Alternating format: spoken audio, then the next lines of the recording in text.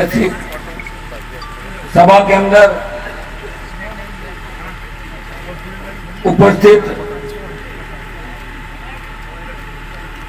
छोटी बहन अंतर्राष्ट्रीय बॉडी बिल्डर प्रिया सिंह मेघवाल,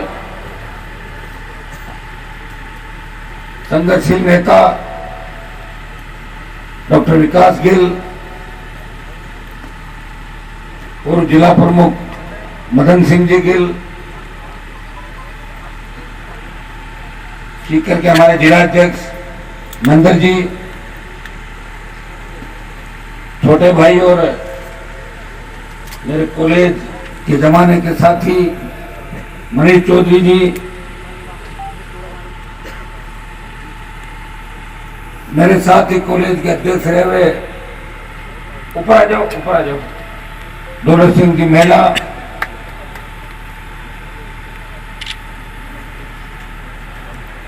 विनोद जी गिल, हमारे नागौर से ही रिटायर्ड हुए तहसीलदार जी खिचड़ साहब, और आराम मेरे वही लास्ट नौकरी करके आए थे मुंडवा के अंदर। सबसे पहले तो आरएलपी परिवार को,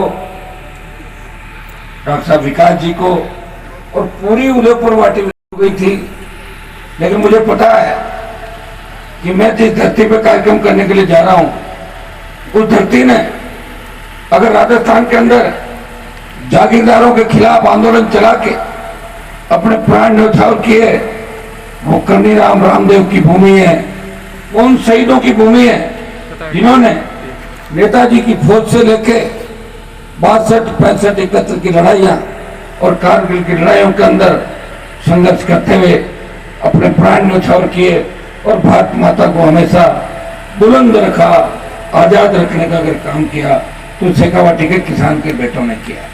दो चार जोरदार जयकारों के साथ मेरी बात शुरू करूंगा। बोले तेजा जी महाराज की, बोले सालासर दरबार की, काकम्बरी माता की, जमुई माता की, देवनान भगवान की, उबली बालाजी की, पीर बाबा की, राम साहब पीर की, बाकी तो नहीं रही। जरूरी है जहाँ जाए तो वहाँ का जयकारा भी बहुत आवश्यक है, क्योंकि जयकारे लोक देवताओं की वजह से कोई जाति नहीं होती, लेकिन लोग देवताओं को भी जातियों में बांटने लग गए। कोई देवता पीछे नहीं रह जाए, तमाम जगह कहते हैं लिस्ट बना के दे दो, एक जय के साथ इतनी जयकारें लगा दो ताकि लोगों के अंदर जोश बरकरार है। जैसे आर्मी के अंदर बटालियन लड़ाई लड़ती है, रेजिमेंट लड़ाई लड़ती है, उनका खुद का एक अलग नारा होता है, नारे के साथ जैसे ही नारा लगता है रेजिमेंट आगे बढ़ती रहती है रेजिमेंट। तो हमारे भी जहाँ जयकारा लग जाए तो जवानों के अंदर एक नया जोश पैदा होता है। जहाँ मैं खड़ा हूँ यहाँ मैं कोई नया नहीं, जब मैं विश्वविद्यालय के अंदर राजनीति करता था मुझे अच्छी तरह याद है 95, 96, 97, 93 से लेकर 98 तक का दौर। उस समय भी सबसे ज्यादा अगर मेरा साथ किसी ने दिया तो शेखावाटी के किसान के बेटों ने हनुमान बेनीवाल को हमेशा उस संघर्ष के जमाने में साथ दिया। उसी का परिणाम था कि मैं राजस्थान विश्वविद्यालय का अध्यक्ष बना। अध्यक्ष बना था तो शायद मेरे सामने हारने वाले भी नंबर 2 और 3 पे थे, वो भी यही के लड़के थे सारे। ये इसी जगह के लोग थे जो हारे थे मेरे सामने चुनाव। इस विधानसभा क्षेत्र के अंदर 18 के अंदर भी नई पार्टी थी, संघर्ष करके पुकार के माध्यम से इस प्रदेश के किसान को कर्ज मुक्त करने की आवाज उठाई देश के अंदर, और कर्ज मुक्ति, किसान कर्ज मुक्ति के आंदोलन को अगर हवा मिली, नागौर, बाड़मेर, सीकर, बीकानेर, जयपुर की रैलियों के बाद मंदसौर के अंदर बड़ा किसानों का आंदोलन हुआ। किसानों ने सीने पे गोलियां खाई और कर्ज माफी के आंदोलन को देश के अंदर हवा दी। हमें पार्टी बनाने के अंदर बहुत समय लग गया था। मैंने प्रयास किया, बहुत से लोग कहते थे जब मेरा वसुंधरा से झगड़ा हुआ 2009 के अंदर, बहुत से लोगों ने कहा कि आपका राजनीतिक कैरियर खत्म हो गया, आप वसुंधरा से क्यों लड़ रहे हो, आप दोबारा नहीं जीतोगे, आप ये नहीं करोगे, वो नहीं करोगे। लेकिन मैंने इन चीजों की परवाह नहीं की। जीवन के अंदर साहित्य में विश्वविद्यालय का तब चुनाव जीता, तभी निर्दलीय चुनाव जीता था। ये निर्दलीय और थर्ड फ्रंट और अलग पार्टी, यही मुझे सूट करता है, क्योंकि किसी दूसरे नेता के अधीन में काम नहीं कर सकता। जो मैंने लंबी लड़ाई, लंबा संघर्ष राजस्थान के अंदर किया, संघर्ष करते करते आपने देखा होगा जब राजस्थान में हार्डकोर अपराधी किसान के बेटों के सीने पे गोलियां बरसा रहे थे, जो वसुंधरा सरकार के इशारे पे वसुंधरा के मंत्री घेरों में और अपराधियों से मिलने के लिए जाते थे और टारगेट कर करके किसान नेताओं की बोलती बंद कर दी थी। उस समय अगर राजस्थान के अंदर इन सामंती ताकतों से, उन हार्डकोर अपराधियों से कोई लड़ाई लड़ रहा था, वो सड़क से लेकर विधानसभा तक नागौर का सांसद हनुमान बेनीवाल उस राजस्थान विधानसभा के अंदर किसान कौम की लड़ाई लड़ रहा था। 13 के अंदर चुनाव जीतने के बाद 18 में पार्टी का निर्माण किया, और पार्टी का निर्माण करने के बाद उस समय ज्यादातर जगह मेरे पास बहुत से लोग आए। मैं कभी गलत बात भी नहीं करता, वही बात कहता हूं जो मैंने किया। बहुत से लोगों ने कहा साहब आप चुनाव मत लड़ाओ, आप लड़ाओगे हम हार जाएंगे, हम हार जाएंगे, ठीक नहीं रहेगा। वैसे जो पार्टी बनाता है वो किसी दूसरे की नहीं बनाता, पार्टी की एक विचारधारा होती है। कांग्रेस बीजेपी से त्रस्त लोगों को राजस्थान में विकल्प कैसे मिले, पार्टी बनाई। पिछली बार तमाम जगह जो आज कांग्रेस बीजेपी के अंदर बड़ी बड़ी बात कर रहे हैं, जो टिकट बांट रहे हैं, अगर वो टिकट बांट रहे हैं तो जो मेरा भी सहयोग था, अगर मैं सब जगह चुनाव लड़ा देता तो टिकट नहीं बांट पाते, वो हार के घर बैठ जाते। आपके यहाँ भी उम्मीदवार को टिकट लेके आया था, मुझे पता है, लेकिन वो टिकट लेके ही आया था जब आपके लोगों ने कहा कि हनुमान जी हेलीकॉप्टर का रुख उदयपुर माटी की तरफ मत करो। नहीं किया था, बात मान ली थी आप लोगों की। ऐसे लोग आपको नहीं मिलेंगे जो समय के साथ जनमानस की भावनाओं को पहचाने। नेताओं को तो वोट बैंक से मतलब है, नेता तो जो पार्टी बनाता है वो चाहता है कि मेरा वोट बैंक कैसे बढ़े, और मैंने ये चाहा था कि मेरे लोगों का सम्मान कैसे बढ़े। मेरी वजह से कोई गुंडे बदमाश इस राजस्थान की विधानसभा के अंदर नहीं पहुंचे, ये मैंने प्रयास किया था हर जगह। और आपने देखा भी यहाँ शेखावटी अंचल जहाँ हमारी सबसे ज्यादा संख्या किसानों की, फिर भी दुर्भाग्य से देखिए राजनीति कौन कर, आप देखिए चारों तरफ नजर उठा के देखिए 100 किलोमीटर के जिनके वोट नहीं वो यहाँ के नेता है, जिनके वोट है वो टिकट मांगने के लिए लाइन लगा के खड़े रहते हैं। ये राजनीति राजस्थान के अंदर। मैं आपको विश्वास दिलाता हूं कि मारवाड़ से इस बार राष्ट्रीय लोकतांत्रिक पार्टी का तूफान चलेगा। शेखावटी में आप सुनामी बना देना, मुख्यमंत्री आपका बन जाएगा, इतने विश्वास आपको दिलाना चाहता हूं। मैंने पूरे राजस्थान को नापा, उपचुनाव के अंदर बल्लभनगर उदयपुर के अंदर जहां कोई सोच नहीं सकता कि आरएलपी जैसी पार्टी बीजेपी की जमानत जब्त कराएगी। बल्लभनगर के अंदर जब हमारे उम्मीदवार चुनाव लड़े डांगी समाज से थे, पाटीदार समाज से 50,000 वोट लेके भारतीय जनता पार्टी को चौथे नंबर पर धकेला, और दरियावत के अंदर बीजेपी आरएलपी का समर्थित उम्मीदवार बीजेपी को तीसरे नंबर पर धकेलता है। सरदार शहर का जो ताजा चुनाव था या सुजानगढ़ का चुनाव, खियोमसर में आरएलपी की जीत और साड़ा के चुनाव ने साबित कर दिया राष्ट्रीय लोकतांत्रिक पार्टी मारवाड़ की पार्टी नहीं है, वो राजस्थान के किसानों और जवानों के दिलों में बसने वाली पार्टी है, वो सर्व समाज की पार्टी है। 3 विधायक जो जीत के गए उनमें 2 शेड्यूल कास्ट के विधायकों को जिता कर राजस्थान की विधानसभा में ले गया, वो राष्ट्रीय लोकतांत्रिक पार्टी का आपका भाई हनुमान बेनीवाल था। बसपा से एक भी विधायक शेड्यूल कास्ट का जीत के नहीं गया, बसपा के नाम से वोट ले लिए थे, चिन्ह ले लिया, और जीतने के बाद कांग्रेस पार्टी भाग गए थे 6 के 6। यही घटना 2008-9 के अंदर हुई थी। 6 जीते थे, हाथी को पीछे छोड़ गए और कांग्रेस पार्टी के अंदर भाग गए। हाथी की सवारी से आए और दूसरी सवारी कर ली जाके। ये हालात इस राजस्थान के अंदर थे। भाइयों, आपने देखा होगा कि 25 सांसद राजस्थान से आते हैं। झुंझुनू का सांसद भी किसान का बेटा है, सीकर के बाबा जी भी किसान है, चूरू के भी किसान पुत्र है। देश में जब किसान तकलीफ में थे, इस बात को गौर से सुनना, किसान आंदोलन पंजाब के किसानों ने शुरुआत करी थी। पंजाब राज्य के अंदर किसानों ने बड़ा संगठन बना के और लंबा आंदोलन वहां पर किया। उसके बाद पंजाब के किसान दिल्ली कूच करने के लिए आगे बढ़े। हरियाणा के भाइयों ने उनका साथ दिया, क्योंकि हमारा और उनका डीएनए जो दर्शिक है, उनका डीएनए एक था। उन्होंने कहा कि जब हमारे भाई सड़क पे हैं, हम उनका साथ देंगे। और हरियाणा ने साथ दिया, उत्तर प्रदेश साथ आया, दिल्ली साथ आया, लेकिन राजस्थान में हलचल नहीं थी किसान आंदोलन की। पता ही नहीं था कि कोई किसान आंदोलन भी हो रहा है क्या राजस्थान के अंदर। मेरे पास तमाम किसान नेताओं ने कहा, हनुमान जी, हमने हमेशा लड़ाई लड़ी देश के अंदर, हरियाणा, उत्तर प्रदेश, दिल्ली, और ये सही बात है। इतिहास के पन्नों में अगर संघर्ष की बात करेंगे, उन लोगों ने, हमारे बुजुर्गों ने बड़ी लड़ाइयां देश को बचाने के लिए लड़ी। हमने भी लड़ाइयां लड़ी, लेकिन हमसे ज्यादा लड़ाई उन लोगों ने लड़ी। हमारे तो भरतपुर के महाराजा ने सबसे बड़ी लड़ाई, अगर देश के अंदर जो अजय योद्धा के रूप में माने जाते, भरतपुर के राजा थे। उन लोगों ने कहा कि अगर आप राजस्थान के अंदर किसान आंदोलन को खड़ा कर दो और दिल्ली जयपुर का NH जाम कर दो और गुजरात मोदी का दिल्ली से कनेक्शन काट दो, तो मोदी सरकार झुक सकती है और किसान कौम की जीत हो सकती है। तीनों बिल वापस हो सकते हैं और हम सब मानेंगे कि राजस्थान के किसानों का ऋण हमारे ऊपर है। हमारे नेताओं की जंग लग गई, जो लोकसभा के अंदर बैठे हैं, यूपी, हरियाणा, दिल्ली के नेता, भारतीय जनता पार्टी, कांग्रेस के, उनके जंग लग गई। इसलिए आपको लड़ने के लिए आना है।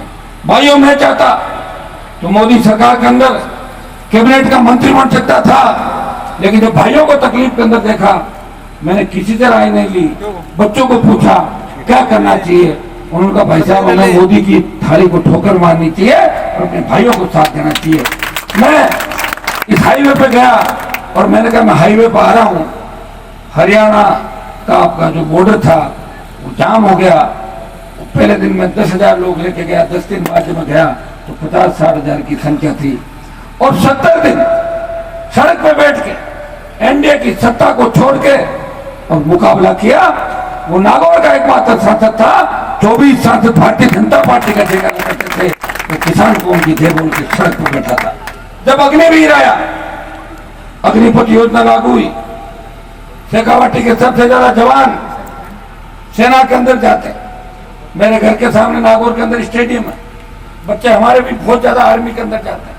आपने कारगिल की शहादत देखी होगी, शेखावाटी, मारवाड़ के अंदर बराबर लोगों ने शहादत दी थी, चाहे नागौर है, बीकानेर है, जोधपुर है, बाड़मेर है, सीकर, झुंझुनू, भरतपुर, इन चूरू, इन्होंने सबसे बड़ी शहादत, शेखावाटी की पहली जो कारगिल की पहली शहादत थी, उसमें आपके और हमारे बच्चे थे जिन्होंने पहली कारगिल की शहादत दी थी। बच्चे जब अग्निपथ आया, बच्चों ने कहा भाई साहब कोई नहीं सुनेगा। मैंने कहा मैं लड़ाई लड़ूंगा चाहे कितनी लड़नी पड़े। पहले ही दिन झंडे के साथ अगर कोई पार्टी अग्निपथ का विरोध करने के लिए देश में आ गई, वो राष्ट्रीय लोकतांत्रिक पार्टी थी, जिसने लोकसभा के अंदर 1 दर्जन बार से ज्यादा अग्निपथ का विरोध किया। ऑल पार्टी मीटिंग के अंदर प्रधानमंत्री को बार बार कहा ये अग्निपथ वापिस लीजिए। रक्षा मंत्री तो इतने परेशान हो गए, पहले ही मेरे बोलने से पहले ही कह देते थे दूसरी बात से शुरू करते हैं, वो तो हमारा ध्यान है आपका अग्निपथ। ये बार बार अगर इसका विरोध किया और 2 लाख जवानों की जोधपुर में रैली करके ये संदेश दिया, मोदी जी अग्निपथ वापस ले लो, ये किसान पुत्र है, आ रहे दिल्ली की तरफ, तैयारी कर लो। तो पहले अग्निवीर 25% सेना में रखने की बात थी और 75% वापस भेजने की बात थी। डरी हुई मोदी सरकार ने 50% अग्निवीर को एडजस्ट करने की बात कही और अब 50 पे बात आई, 50 वापस जाएंगे। मैं विश्वास दिलाता हूँ लोकसभा चुनाव से पहले हम एक बार दिल्ली की ओर चलेंगे और उस दिन अग्निपथ वापस हो जाएगा। ये सेमीफाइनल है राजस्थान का। इस चुनाव के अंदर अगर आपने भारतीय जनता पार्टी और कांग्रेस को वोट नहीं डाला, आपने तीसरी ताकत खड़ी कर दी, आपने अपने भाई को आशीर्वाद दे दिया, तो निश्चित रूप से इस देश की राजनीति इस राजस्थान को शेखावटी के इर्द गिर्द घूमेगी, इतना मैं विश्वास आपको दिला।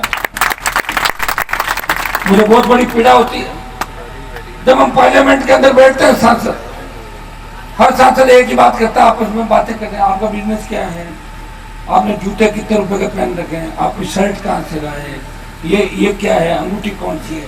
पर बिजनेस के अलावा कोई बात, पॉलिटिक्स को लोग व्यापार का सबसे अच्छा धंधा मानते हैं। व्यापार अगर करना हो तो राजनीति के अंदर चले जाओ। आज तो नई चीज और होगी, लोग चोरियां करते हैं, पहले कोई गाड़ी का चोर, कोई मोटरसाइकिल का चोर, कोई डोडे का तस्कर, कोई दारू का ठेकेदार। ये क्या करते हैं, जब उनको छवि सुधारनी हो, पहले कुर्ते पजामे का फैशन था, वो तो आज भी मैंने कम कर दिया, पैंट शर्ट पे चल रही राजनीति सारी तरह, हर कोई पैंट शर्ट पहनता। अच्छी बात है ना। आप बताएं, जब नशे के कारोबारी पॉलिटिक्स में उस जगह बैठ जाएंगे जहां से कानून बन रहे हैं, तो फिर कैसे नशे को रोकोगे? आप बताओ मुझे, कौन ठीक करेगा इस व्यवस्था को? क्या कांग्रेस ठीक कर लेगी? क्या भारतीय जनता पार्टी ठीक कर लेगी? 25 साल कांग्रेस और बीजेपी को मैंने नजदीक से देखा। अब अशोक गहलोत जी कल बयान दे रहे थे कि मैंने जो कहा था दोबारा याद दिलाया, पहले भूल रहे थे लोग, वसुंधरा में बयान किया था, कल वापिस याद दिला दिया। और मैं तो ये कह रहा था वसुंधरा को आप बख्शो, मतलब वो तेरा ये कह दो कि भूल नहीं गए लोग, वापिस याद दिलाया कि मैंने बयान दिया था। उन्होंने कहा जब मेरी सरकार गिर गई थी तो वसुंधरा ने मेरी सरकार बचाई थी। ये सही बात है। 8 विधायक वसुंधरा ने गहलोत को दिए, और आपको पता है हम उस समय क्या कर रहे थे, यह भी आपको पता होना चाहिए। जब 18 के अंदर 3 विधायक जीत के राष्ट्रीय लोकतांत्रिक पार्टी गई, मेरे पास सचिन पायलट आए, उन्होंने बोला हनुमान जी आप अगर मेरी मदद कर दो तो किसान का बेटा, गुर्जर समाज का बेटा राजस्थान का मुख्यमंत्री बन सकता है। मैं कहा मुझे क्या करना पायलट साहब, मुझे भी तेजा जी की जय बोलते हैं, हम भी बोलते हैं, मैं कर दूंगा मदद। बोलो, बोले प्रेस कॉन्फ्रेंस करके इतना सा कह दो कि अगर पायलट को सीएम बनाते हैं तो आरएलपी के 3 विधायक कांग्रेस के साथ। मैंने तुरंत ही कर दी, मैंने भेजो प्रेस वालों को, मैं तो रेडी बैठा हूँ भाई, गुर्जर मेरा हमारे कोई अंतर नहीं। प्रेस कॉन्फ्रेंस करके बोल दिया। दोबारा जब सरकार गिर रही थी, जब भी आपको पता है कि मैं इस तरह नहीं था कि दिन में पायलट, शाम को गहलोत, रेट भाव कितना क्या दे रहे हो करो, ये धंधा लोग कर रहे थे राजस्थान के अंदर। अब आपकी लाल डायरी तो पूरे देश के अंदर है। अब आप बताओ यार, कौन सी लाल डायरी, क्या लिखा हुआ? अगर लिखा हुआ था तो फिर अगले पन्ने क्यों नहीं आए डायरी के, बताओ मुझे। क्योंकि अगले पन्नों के अंदर, पहले पन्नों में कांग्रेस और अगलों में भारतीय जनता पार्टी की पूरी गहलोत से मिलकर लेन देन करे थी। और जो लाल डायरी ले गए वो क्या कर रहे थे आप बताओ? तो मुझे यही काम कर रहे होंगे ना, तब जो लाल डायरी उनके पास आई, हमारे पास तो नहीं है लाल डायरी। मैं आपको कहना चाहता हूँ कि आज ये उदयपुर वाटी के अंदर, नीम का थाना के अंदर इतना अच्छा माइनिंग का इलाका, अगर सरकार चाहे तो किसान माला माल हो सकता है। उनको पट्टे दे सरकार, खेतों में पट्टे दे। आज सोना, चांदी, तांबा, तेल ये तो सरकार ले ले, लेकिन बजरी, रेत, चाइना क्ले, जिप्सम, सैंडस्टोन, ये छोटा मोटा किसानों के लिए छोड़ दें। आपके यहाँ आप इतने डरते हो, मेरे वहां लोग डरते कम है। आपको तो बिजली का बिल भरते होंगे सारे, हमारे उधर कम भरते बिजली का बिल। और माइनिंग का तो बिल्कुल देखते सामने हो जाता है, माइनिंग तो हमारी खुद की। और सही बात है, इलीगल माइनिंग वो होती है जो पड़ोसी के खेत से उठा के ले आओ। खुद के खेत में क्या इलीगल होगी बताओ मुझे? पेट भरने के लिए कुछ करना पड़ेगा कि नहीं करना पड़ेगा? जो खेत का पत्थर निकालने में जोर कहता था, किसी अधिकारी को बोलो या नेता को बोलो, पत्थर खोद के दिखा दे, खोद सकता है किसान। किसान अपने परिवार का पेट पालने, अगर वो अपने खेत में माइनिंग करके 1000-2000 रुपए कमा के अपने बच्चों को पढ़ा लेता है, वो इलीगल माइनिंग नहीं है। यह आपकी पैरोकारी इस देश की लोकसभा और विधानसभा के अंदर। किसान को जो लोग चोर कहते थे कि किसान बिजली की चोरी करता है, मैंने कहा चोरी किसान नहीं करता, चोरी अधिकारी करते हैं। किसान की पूरी बिजली माफ कर दो। तो 98-2000 के अंदर जब कंपनियां बनी थी राजस्थान के अंदर, 23 साल में कंपनियों का घाटा हो गया 150 लाख से ज्यादा करोड़ का घाटा। और पूरी किसान की बिजली माफ कर देते तो 70-80 लाख के अंदर ही आ जाती सारी। 7-8 हजार 10 हजार करोड़ का पूरा बिजली किसानों की माफ कर दो। पैसा कौन खाता है इसके अंदर? मंत्री, सरकार के लोग। बिजली की खरीद फरोख्त, रोज नए ठेके लेना, कोई रिकॉर्ड नहीं। ये बिजली के अंदर आपने देखा होगा रिकॉर्ड नहीं होता कहीं भी, जमा नहीं जमा खर्च है। पोल ले जाओ, तार ले जाओ, कौन सा आ रहा, कौन सा जा रहा है, ट्रांसफार्मर की प्लेट बदली, कौन जांच करेगा? टाइम किसके पास है? तो सबसे ज्यादा किसानों को चोर कहने वाले लोगों को मैंने कहा कि चोर किसान नहीं है, किसान अन्नदाता है। अगर आवश्यकता पड़ गई, कनेक्शन नहीं हो रहा है और खुद में एडजस्टमेंट कर लिया तो कौन सा पाप हो गया? बताओ मुझे। मेरे वहां तो है ही नहीं कनेक्शन, ऐसे ही चलाते रहते। विधानसभा में एक बार बोला मंत्रियों ने कि आपके तो 2000 कनेक्शन फर्जी चल रहे हैं। मैंने कहा 2000 नहीं, 20,000 चल रहे हैं, जाओ रोक के दिखा लो। रोक लिए थे और दूसरा बोल रही थी कि आप तो आपराधिक प्रवृत्ति के हो, तो मैंने कहा गिरफ्तार कर मुझे, और नहीं तो तेरी जगह मैं बैठता हूँ तो एमएलए इधर आ, मैं भी यही गिरफ्तार करता हूँ विधानसभा में। बहुत कलेजा है। मैंने देखा, मैं विधानसभा में पिटा नहीं था, आपके विधायक जी को पीटते हुए देखा। मैं अगर वहां होता तो मैं उनको बचाता, पीटने नहीं देता, क्योंकि विधायक विधायक होता है।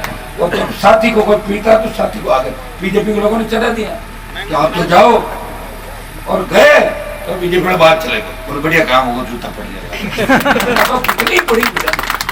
कितनी बड़ी पॉलिटिक्स। नहीं समझने वाले नहीं समझते इस बात को, तो समझने वाले समझ जाते हैं। लेकिन हमें एक चीज का ध्यान रखना चाहिए कि काजल की कोठरी के अंदर रहकर अगर कोई दाग किसी के नहीं लगा, मैं भी, ये आप देखिए ईडी आ रही है आपके शेखावाटी का, टीडी शायद ये नहीं पहुंची थी, आई थी टीडी कम आई तो ईडी आ गई।